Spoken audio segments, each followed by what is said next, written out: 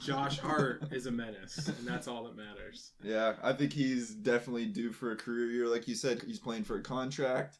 He already played some of the best basketball he's ever played in his short run with the Blazers. So, yeah, I think he's due for a big year. What's up, guys? Welcome to From the Logo.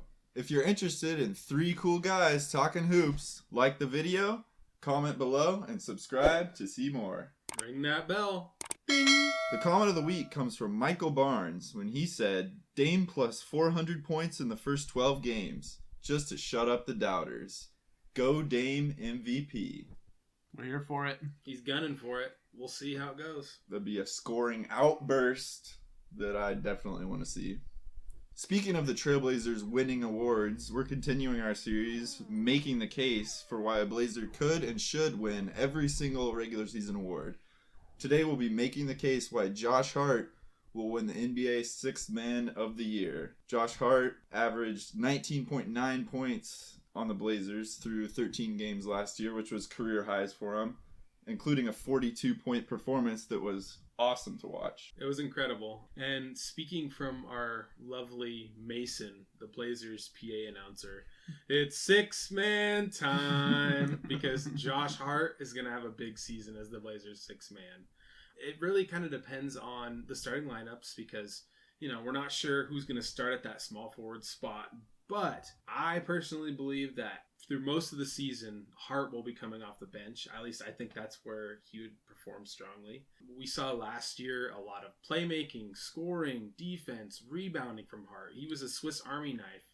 And if we can keep that efficiency up that we saw from him last year, sky's the limit. It was a pretty small sample size that we got last year. He only got to play about 13 games before they shut him down for good reason. We didn't need him. Yeah. But he was too good. Yeah, he was messing up our plans. But we didn't see a huge sample size, but it was really exciting to see he playing with some of the other young guys who are coming back again this year. Watford. Yeah. They had some good chemistry last year. And it seemed like he just brought chemistry to a young team too.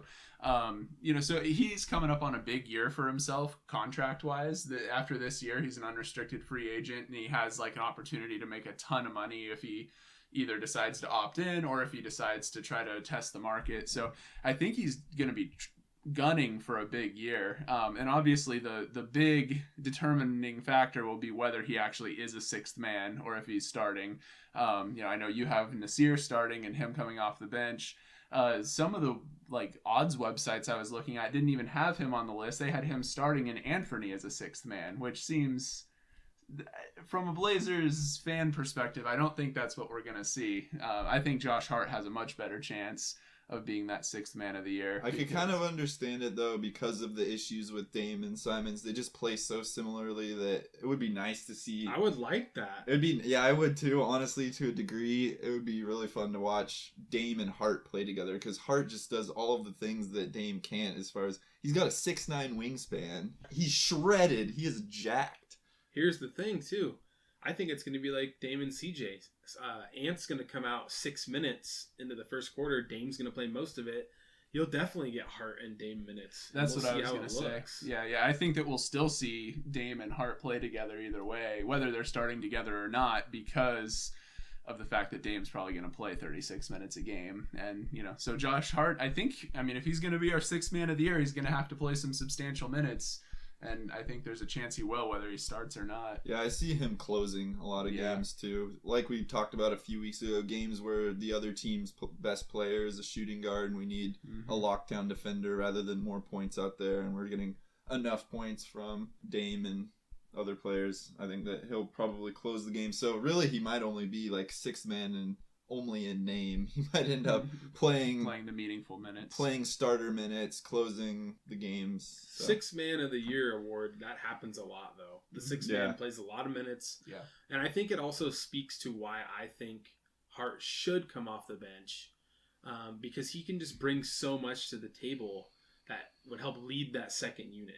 It's passing, it's rebounding, it's scoring, it's defending. He can just plug any hole that you need, and the second unit needs that more than the starting lineup. Yeah. The starting lineup needs defense to fit around Dame, Simons. that kind of thing. That's why I think Nasir could slot in there, and then A little bit more size, I guess. Yeah, I mean they're both 6'5", but Nasir has that bigger profile. Yeah, he's got a longer wingspan. Does he? I think, I believe he's got. He plays like he does. Yeah, I'm not sure. That's what the thing when Hart came to Portland. It actually surprised me how big he looked on the floor. I kind of always thought not a small guy. He was a smaller guard, and he's 6'9" wingspan, like I said, and he was playing like it too. He had some great defensive and offensive moments. Kind of reminded me a little bit of Wesley Matthews in that way. Kind of like a guy who almost deceives by looking smaller and then playing bigger. You know, it's been a while since the Blazers have had a team that we could have on the floor in the last, 4 or 5 minutes of a game when we need a lot of stops. That's just really exciting to watch them, tear the team apart. Really, the last time I can think of was Wesley Matthews.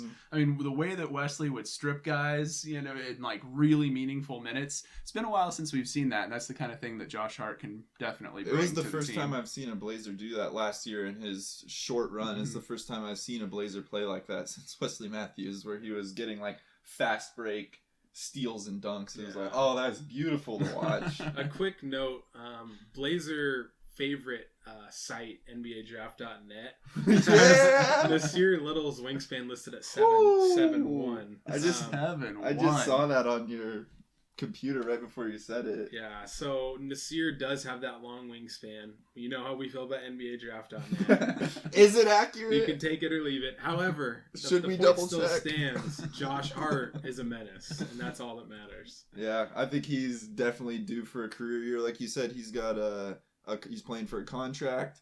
He already played some of the best basketball he's ever played in his short run with the Blazers. So yeah, I think he's due for a big year. So speaking of some of the other favorites around the league to win the sixth man, Vegas Insider has Jordan Poole being the favorite, Tyler Hero at number 2, Malcolm Brogdon number 3, Jordan Clarkson 4, and then Anthony Simons number 5. Who do you guys think, other than Josh Hart, is the real favorite to win? I mean, I know one thing. Jordan Clarkson is going to be putting up some serious chucker minutes on the skeleton crew of the Utah team. I don't think he's going to win it. Is he going to stay there? It seems like they've been trying to strip that roster down as much as they can. I feel like he could end up on, I've seen some rumors about him going to the Lakers or some other teams, potentially. I think Poole has a really good shot at it. He's got the popularity. He's playing for a good team. It's a pool party. With the splash. But we're going to have to wait and see. I think sixth man of the year a lot of the times, to me, sneaks up out of nowhere. I think Brogdon does have a good chance at it as well, but we'll have to see into the year who is even on the bench. Yeah, I see Jordan Poole as, it makes sense that he'd be the favorite to me. But yeah, I mean, this isn't even considering our idea that Josh Hart's going to be coming off the bench and be the sixth man. Yeah, they have Simons on here. Yeah, so it's completely inaccurate. It could be an all Kelly award. I see Kelly Oubre Jr. on the list here. What about Kelly Olynyk?